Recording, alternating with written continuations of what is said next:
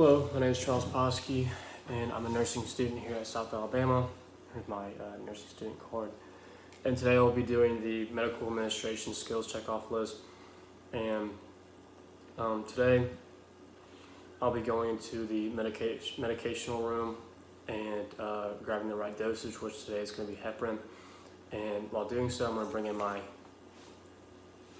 MAR sheet and my patient care form. And while in the medication room, I'm going to make sure of complete privacy. I'm also going to follow the no interruption zone policy, where I can concentrate when the room's isolated so I can get the right dosage for the patient.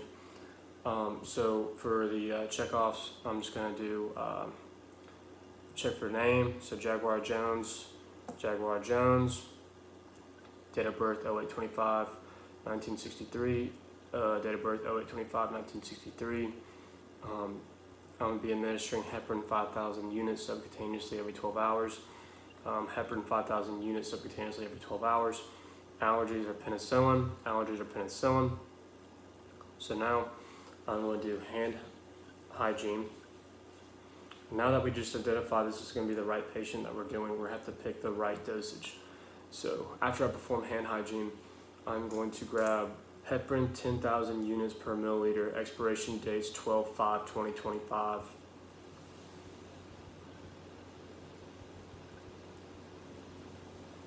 Once I have that, I'm also going to grab the correct syringe for this procedure, which is a 1 milliliter TB syringe, which is a 25 gauge 5/8 of an inch needle.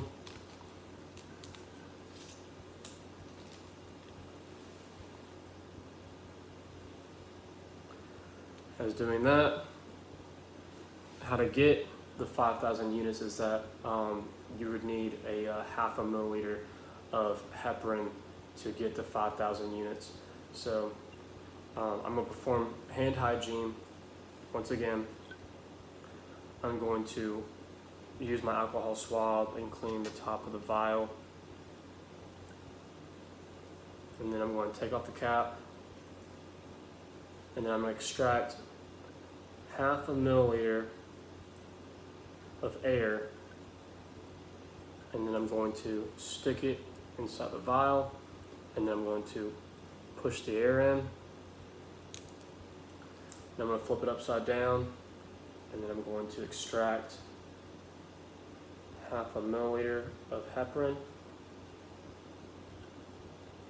So I have air bubbles, so I'm going to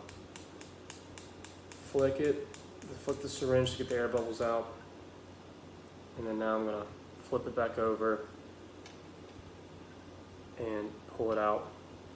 And so how I'm going to put the cap back over it, I'm going to do the scoop method. Put the clip side back on. So now that I have the right dosage, let me show you. 0.5 milliliters, which is 5,000 units of heparin. So now I'm going to go talk to a nurse to make sure that I have the right dosage for this patient, and then I'm going to go talk about the time. The time is going to inject is going to be 0800 hours, and the route's going to be subcutaneously, and and it's heparin for the injection. And so after that, I'm going to perform hand hygiene. I'm going to go back over and check again. I'm going to Jaguar Jones, date of birth 08/25/1963, 08/25/1963. Heparin 5,000 units subcutaneously every 12 hours. Heparin 5,000 units subcutaneously every 12 hours. So now that I have that, and I've talked to the nurse to make sure it's the right dosage, I'll now grab my piece of tape that will say Jaguar Jones, heparin 5,000 units subcutaneously, and I'm going to wrap that around my syringe, place it there. So now that I've identified the right patient, the right medication, the right route, and the right time, I'm then now going to perform hand hygiene, and I'm going to take my MAR sheet to the patient's room. I'm going to walk into the patient's room. I'm to perform hand hygiene. And I'm going to use 2 identifiers for the patient when I walk in by using his armband. I'm going to go Jaguar Jones, date of birth 08/25/1963, date of birth 08/25/1963, allergies penicillin. So now we've identified this is the right patient. I'll now be discussing with the Jaguar Jones. What I'll be doing today, I'll be administering 5,000 units of heparin to the subcutaneous area, which will be the abdomen. I will not go above the co-transfer margin or below the pubic area. I'll also, let's see here.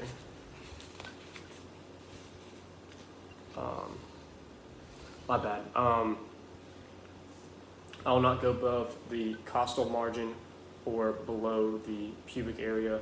I'll keep it within the superior and anterior iliac spinal. So it's going to be right in this area. I'm also going to be keeping away a 2-inch margin away from the umbilical area.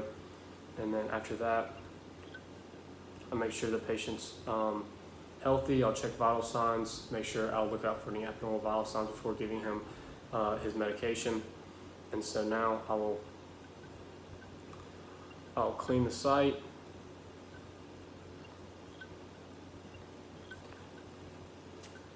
I'll put on my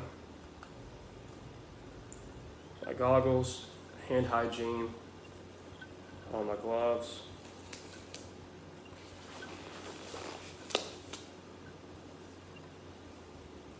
As doing so, like I said before, I'm going to raise the bed to a working height. I'm going to lower the side rails, make sure he's in a comfortable position, explain to him what I'm doing, and then I'm also going to clean the site again in a circular motion on the abdomen. So now that I've done that, I'm going to do one more final check off. Jaguar Jones, date of birth 08/25/1963, 08/25/1963. Heparin, 5,000 units subcutaneous every 12 hours. Allergies, penicillin. So now that we know this is the right patient and the right medication, I'm now going to administer him the heparin. So I'm going to pinch the skin, and I'm going to get 2 inches so I can go at a 90-degree angle, inject them.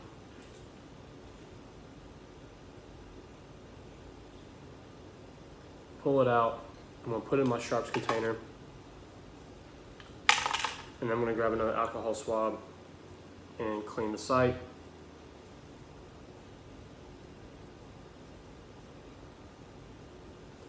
And then throw it away. I'll now remove my gloves.